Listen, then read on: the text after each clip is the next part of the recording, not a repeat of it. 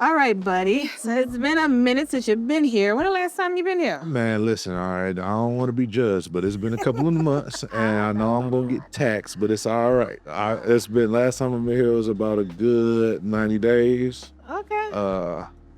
But as you can see, you don't bless me. I got you. No worries. I got it. How long have you been coming to me?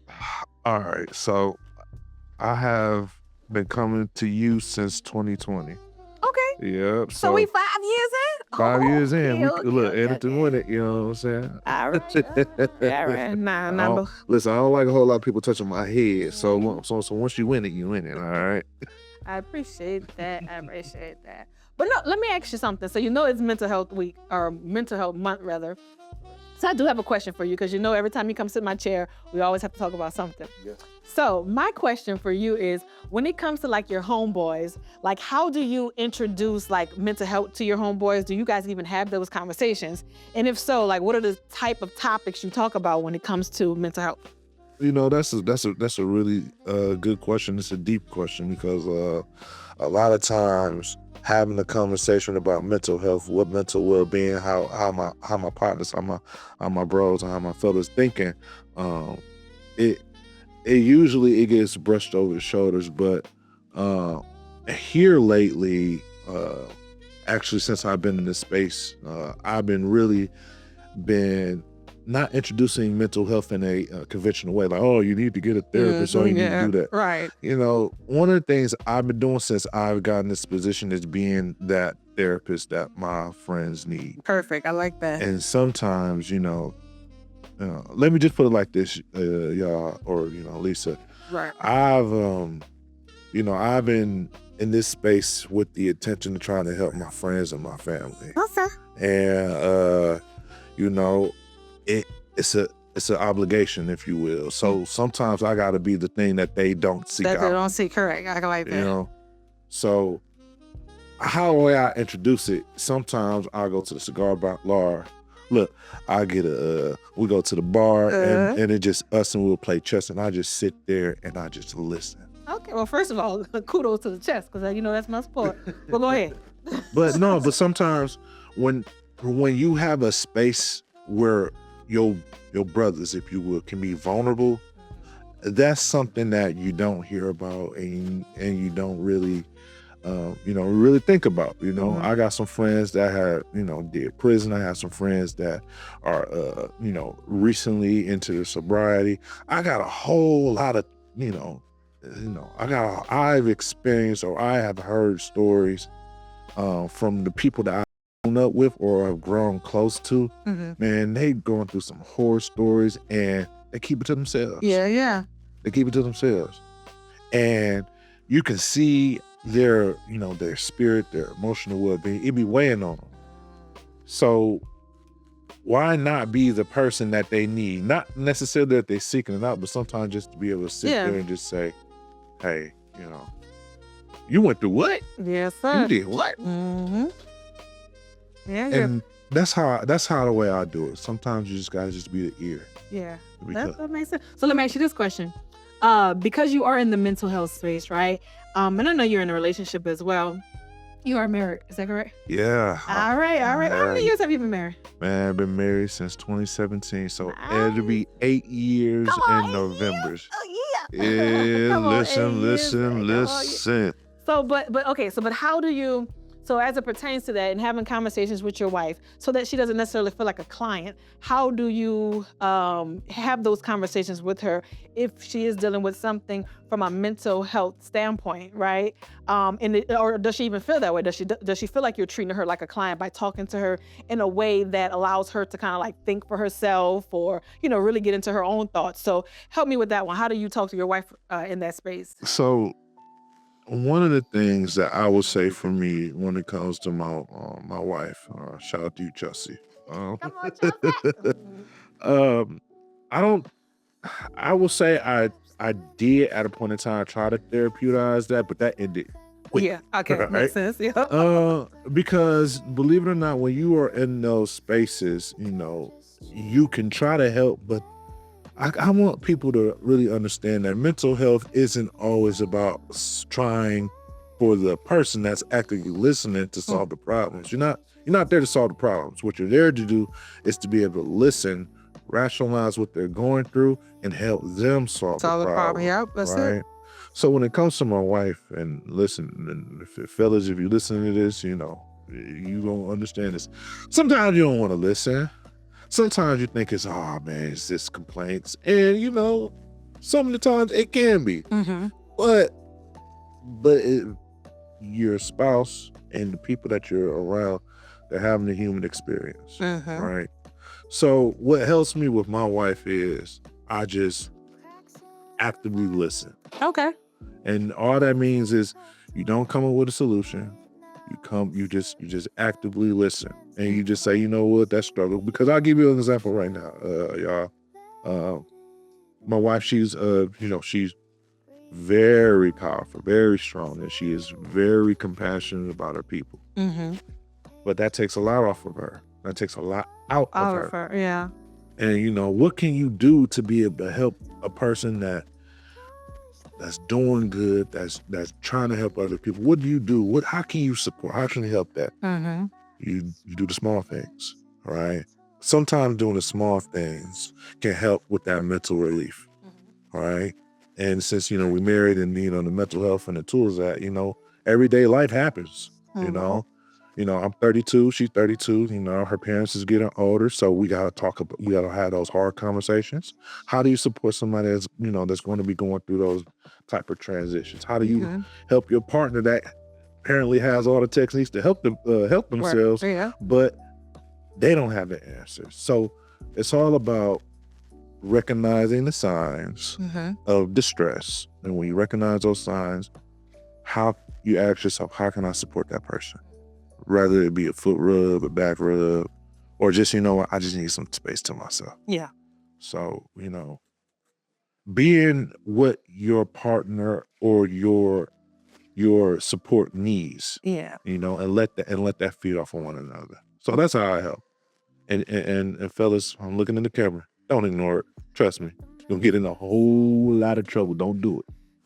Do not do it. So do you think therapists need therapy? I got two of them. I got two of them. I got one from an individual for myself, and I got one for marriage as well. Okay. And I want people to understand what I got to reiterate what therapy is meant to do.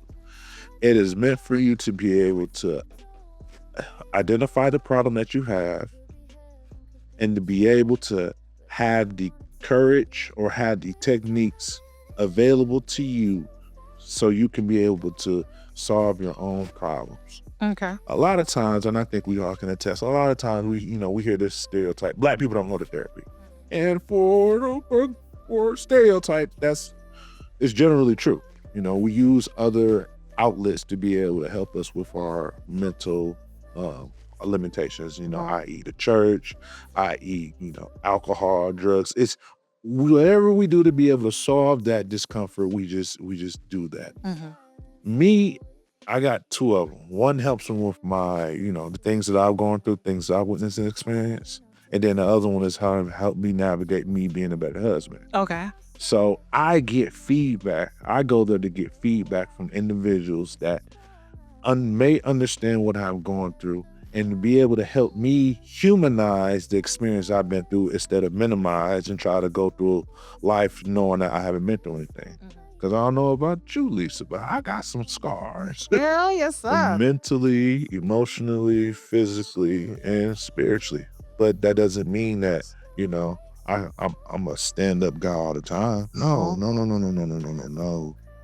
I need someone to help me process that. Gotcha. And I got more than one person or more than one people to help me process that. So, I'll give I'll give a scenario, right? Say you are in the mental health field, right now, right? How would you feel if one of your clients passed away? How would you react? How would you respond? Well, are you asking if I was in the mental health space, or just how would I feel in that scenario in general? No, just in the general scenario. So interesting. I actually did have a client that passed away. I believe she did, commit suicide. But this was a regular. She came like clockwork every month. And ironic, she never canceled or anything. But what actually happened was one morning, because first of all, she worked in a warehouse, and so she always worked overnight. So she would come to me right after work. And so one morning she canceled her appointment, like maybe 6, 7 o'clock in the morning. And I'm like, that's odd. She never canceled her appointment. And so the next day I got a call. Someone in her family, reached out to me and told me, what happened. And it definitely was devastating. Yeah, it was devastating, because usually with my clients, we have these type of conversations. I'm basically a therapist too, because people come to me to get their hair done, but we also talk about real life issues as well. And so she would always, express to me, what she was going through and, in her life. But it never, to me, led to any signs of that, because she was very, ambitious, and she was a perfectionist. And I also can see how certain things would bother her. But for the most part, like, again, she never really showed signs of that. She was very cheerful. She always danced when she came in here. First of all, it was, like I said, early in the morning. And for me, I had that energy, but she used to come in here, on 10 all the time. So that's really where, I was like, wait, hold on. How, her? So... But you never, like you said, you never know what people are going through, and just really respecting my position, because like I said, I am a therapist, so I am very sensitive to people when they come with their, problems or things or whatever. And I listen, and I typically like to respond in a more, faith-based way. But at the same time, me being that person that they can confide in, I definitely appreciate that. That is who I am when they come sit in my chair with me. But to answer your question, that it was a hard thing to deal with, because that just kind of made me aware that my clients can be dealing with anything. And I just very well may be their safe space to be able to get those things out. But I hope that they not only leave with a fresh, nice style, but they also leave with some type of, encouragement and motivation to kind of, be on the right track in life. So, yeah. And, and I want to say, client, patient, people, family, friends, right? When a person that you have gotten accustomed to be in your life, whether it be for 5 years, 15 years, 15 minutes, 6 months, right? When they're in your lives and then they are gone at a snap of a finger, that does something to us. That does something to each and every one of us. So imagine that type of feeling that we have with just a person that you've grown accustomed to. Imagine that happening to close family members. Imagine that happening to close friends. Imagine that just happening and you just walking around, living life like nothing has happened. Absolutely. That right there is not healthy. It is not safe, and it is not conducive to your well-being. 100%. And I'm glad that you shared that, because for me, me being a mental health counselor and a therapist, man, I've lost clients as well. I lost clients as soon as they had discharged and I was setting them straight and getting them together. I lost people. And although I may have had them for 60 days, 90 days, when they tell me their deepest, darkest secrets, and they tell me that, hey, the things that they're ashamed of are the things that they have processed, you want to root for them. Yeah, absolutely. You want them to persevere, get through it, overcome it. But the reality is that some people don't make it, No. And as a mental health counselor, as a mental health therapist, what we do is we do the best we can. Okay, yeah. Y'all ever seen that? It was this TV show, I think everybody's, The Boondocks, right? Oh, yes. All right, The Boondocks, where Huey, he was going on a protest against BET, and he said, thanks, Granddad. He said, what do you do when you can't do nothing, but there's nothing that you can do? And the best thing the Granddad could say was, you do what you can. You do what you can with what you got, and be okay with that. So that's why this whole thing, when it comes to mental health and mental well-being, is very important, especially for people that look like us. Who do we go to, or who do we talk to about the things that nobody wants to talk about? Yeah. Like, who wants to talk about those things that we're ashamed of? Rather we have done it or it has been done to us. Who do we go to? Who do we talk about that? We don't. And I think we do a mighty fine thing to put, taking it to the chin and keep on trying to move forward. That's not realistic. Yeah. Actually, it's harmful. So wait, let's lighten the topic a little bit, because mental health can kind of be a little, it's an interesting topic, very very great topic, but you know how we flip flop conversations, so we're gonna talk about something else. But so of course this is Love Raps, and what we talk about more importantly is love and relationships. So let's get into that, right? So first of all, did you see the Netflix special Forever? I did. You did? What did you think about it? What did you think about it? What was your thoughts? You want me to be completely Completely transparent. What were your thoughts? Keisha was a problem. Okay. No. I want to be honest. Those were two young individuals that were trying to experience something that they never knew, that they never knew nothing about, which was love and forever. And it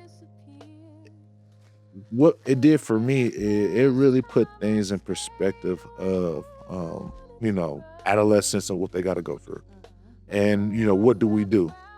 My boy Justin, man, listen, Justin had a lot of things that was going on for him, whether it be his mom, which what can be it could show her being a loving mom, but it could also show her a little bit overbearing, right? You got him struggling with what he wants to do, what it was, what his journey was, made for him to do versus what he wanted to do. Right. So he had some conflicts there. And then, his interaction with Keisha. And it caused him to be confused, right? He didn't know what his destination, what his journey was. And he had a difficulty with prioritizing. We had a difficulty with prioritizing what he wanted and what his desires was. If his mom had a desire, that was what he was. And I think that was mainly what his thing was about.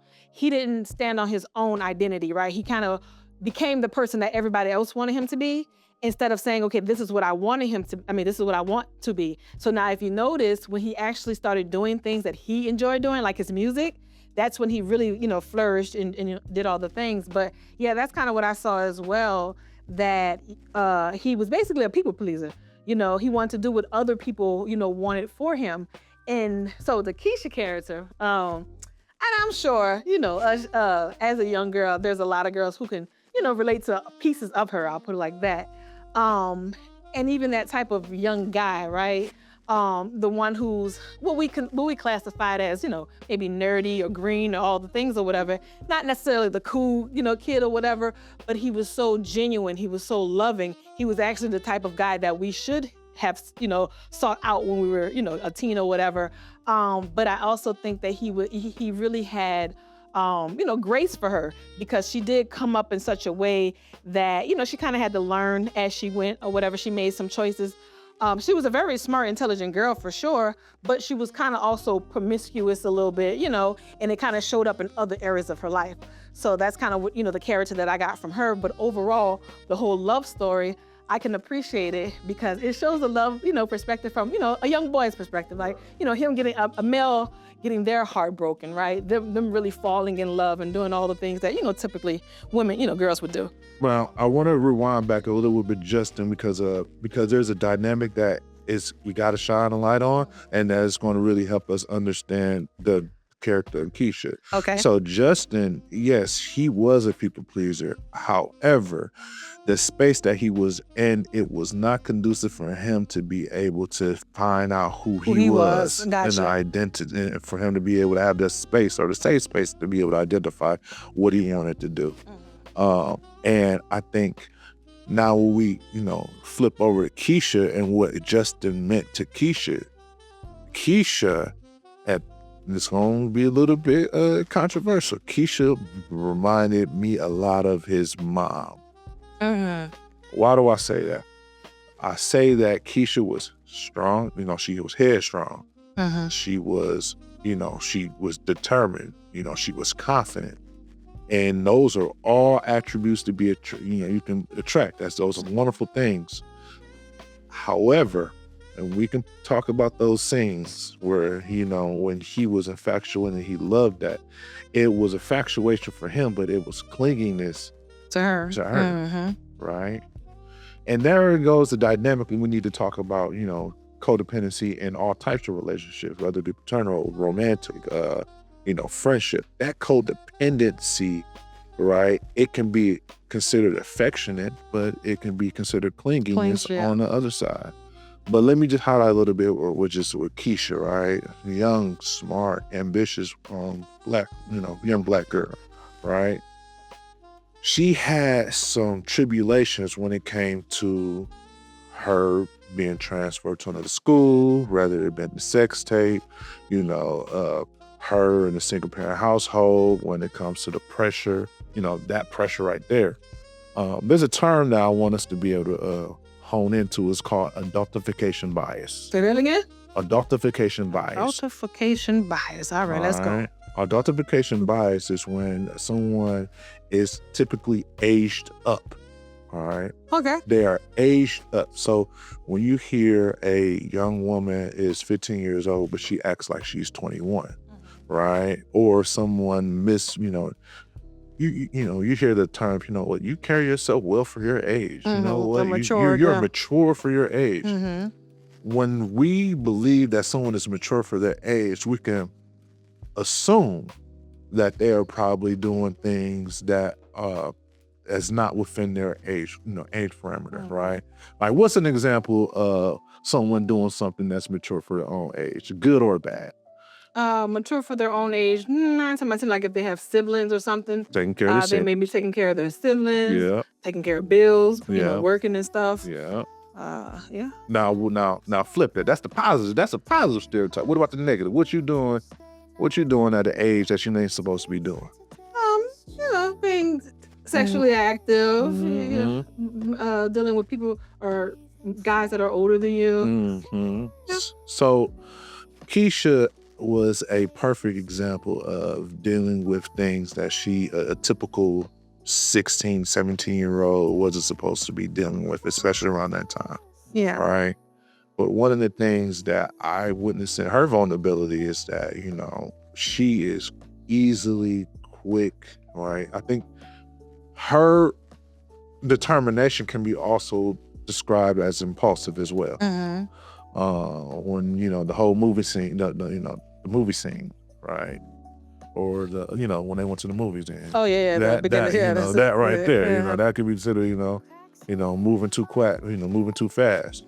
Or her being impulsive and saying, I don't want to talk to you anymore. I got so whole bunch of things that need to work out, right? And by also doing that, right, also hurting the person that had a genuine interest in it. Absolutely, yeah. And I think that right there, a lot of young men can be able to relate to that. Be able to relate to that. Yeah, I agree. And it goes to show that, to be ask a woman's perspective at the age of 14 to 24, what is the common attraction that black women have when it comes to their counterpart? What are they attracted to? Probably rough guys, protectors, guys who money, anybody with money and protection, security. Okay. Those things. All right. So, or the status. Or status, yeah. I was thinking that. All right. So all of these things, I think that it opens up a really good discussion. And, is that, how can I say this? It opens up a good question on, is that something that is conditioned or is that something that is naturally attractive? All right. I think it's conditioned because what we classify status, security, all the things under, we assume that that's the only way to obtain it. So you're thinking that if you want a protector, what a protector looks like is maybe a certain type of person that dresses a certain kind of way, or they have a certain type of occupation, or they have respect in the streets, in the hood, and all the things. So then we say, okay, that person, he's a security, right? Because if he can protect, if he's have the street recognition or what have you, then people may fear him and all the things. So yes, he can protect me. Or if he's, if the only way that that he makes money is through, drugs or a street pharmacist. Then you say, okay, well, he must have a lot of money, so therefore he can protect me, or he can provide security for me. So it's just really about association. Like, what do we associate those things with? So, but if we say, no, a man who's faith-based, a man who actually follows after God's heart, right, and the things that God wants for us, that's a true protector. That's true security, right? If we looked at it that way, then we would chase or seek after different types of guys, right? But yeah, to your point, it's probably programming or being conditioned to believing that those type of men are the men that brings us the core things that we look for, which is protection, security, and all the things. And I think as men, us having a discussion on what it is to define as protection. I think if it was 50 men in the room right now, or 50 men in the space, and we got to ask ourselves, okay, our women want protection. What does that look like? I think we'll get about 50 different answers. Yeah, for sure. All right. And then we get that 50 different answers, then that means we're not in the same accord. Yeah, that's good. And we have to, and I believe that we are going to have a space where we all get not on a complete one accord. That's the end goal, but we got to be able to get to a common conception. Like, hey, listen, we have to come up with what it means to have protection and that people feel safe. And people feel like they have some shelter when it comes to other types of adversities or type of stressors that may cause harm. So, and I want to go back to the since we both seen Forever, the light skinned dude that's going to Kansas State. The light skinned dude that's going to Kansas State. Keisha's ex. Oh, Keisha. Okay, yeah. Okay. Right. If you had to define the type of, attributes that he had, from your understanding, what would those attributes be? Popular. He was a popular young man. That was basically talented. All the things. Yeah, and I guess she thought he was attractive. So, those are the things I would think. So now watch this. So he had. And he was older, I believe, right? Wasn't he a little older than them? He was. He was actually. Yep. He was. There was a junior. He was a senior. All right. So, you remember that scene where they were at the park? Yes. So when Keisha went to talk to the dude by himself. Yes. All right. What was going through your head when you seen that? Well, I don't know why she had to go off to talk to him, by himself. There was some type of, infatuation or still interest in him to even go as far as having to explain or, give definition to what was going on. So, she probably at that moment was, kind of still had some interest in him. Okay. So you picked up on there may be a interest, right? Now, you remember when they went training together? When they went training together. You remember? So when those little Nike the little Nike tryouts, when the trainer asks, Keisha, why aren't you going to any PWI? Why you going there? Why you not getting those sponsorships? He provided her, Keisha, an avenue to be able to better her life. Ah, right. So he was someone who was able to give her resources. Exactly. Ah, okay. Now, is that fair to Justin? Absolutely not. Why not? Well, when you say is it fair to him, it's not fair to counsel him out because he doesn't necessarily have those same resources. Now, is it fair for him to do? Is that what you're asking? Did she communicate it to him that she was going to those tryouts? Ah, okay, that's what you're saying. Well, to that point, man, no, she didn't. So, I think this is a really good discussion when we talk about, the term, what can you do for me? And it's a hard question, what can you do for me? Because when they were going in those fallouts, Keisha did weaponize the things that Justin did not have. And that wasn't fair. Yeah. You were sitting on the bench, what you got going on? She started to compare, and nothing, that's hurtful, right? Yeah. And then when you have those type of hurts, most people don't have patience like Justin. Most people, at their young age, they'll have resentment. They'll have a resentment, and that resentment can be generalized. And then you have people like young Justin start venture off where he feels appreciated. Yeah. And that's, I think we have to understand that, this thing with love, it ain't always romantic.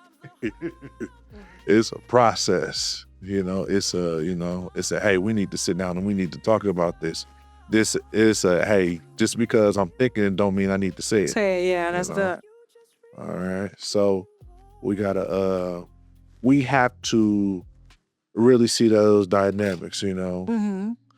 right? And the position and the power that we play. Yeah. All right. Like men, we got a power, women, you got a power. However, this power when it's, competitive or combative, it's not conducive. Right. Not conducive whatsoever. So, when Justin, I think Justin is a really good dude. However, and this is what we got to also talk about Black parenting as well. We have to understand, are we helping our child in the development, or are we hindering their child development? Mm-hmm. Because a lot of times we can get in the way of what lessons that life can have. Listen, Keisha was a really good lesson for Justin. A really good lesson. However, if we have someone that is loving, that is over loving like his mom, what she, the whole, like, let me ask you this. Do you agree that his mom should have intervened with her telling her mom forcing her mom to tell Keisha about the sex tape? I mean, it is something that I guess should have been discussed. And it would have had to take an adult to really like push the conversation, because obviously the kids wasn't going to do it. So I think there should have been levels to it. Yes, either you have that discussion with your mom or I will present that conversation, but it has to happen, I think, was the root of it all. It was a sticky situation for her to specifically do it, because it's like, because there may be different variables, like she said, as to why she didn't, have that conversation with her mom. But just overall, now I will say it is because how her mom responds, that is the reason why a lot of, kids don't tell their mom stuff or their parents anything, because, they don't want that response. Yes, I understand I was wrong. Yes, I understand what this looks like. But at the end of the day, I still need the support. I still need to know, how can I move forward? No one wants to hear the coulda, woulda, shouldas. I know I don't like them, right? So how can I progress? You feel what you feel, right? Say what you need to say. But at the end of the day, how can we move forward? So if parents have more progressive conversations with their kids, inviting to allow them to feel or give them the space to be able to communicate those type of things, then I think they'll get more out of their kids as it pertains to that. They'll be more willing to speak on things that, that they may have done wrong, knowing that it's still going to come with, some consequences, of course, but more or less, a corrective response versus, beating me over the head with something that I already kind of know was wrong.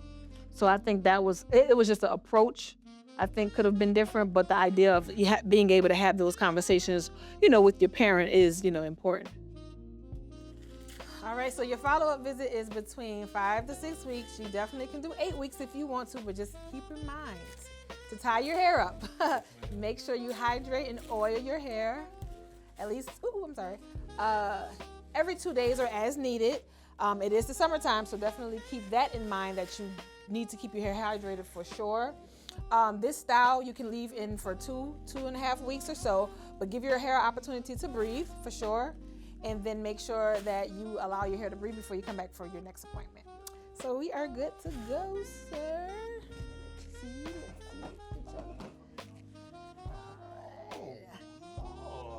I know you need a haircut. Oh yeah, who's your barber, Ray? Ray the Great, is that your barber? Yeah, that's Ray the Great. Yeah, I'm gonna go see him tomorrow. Okay, you gonna see him tomorrow? Yep. All right.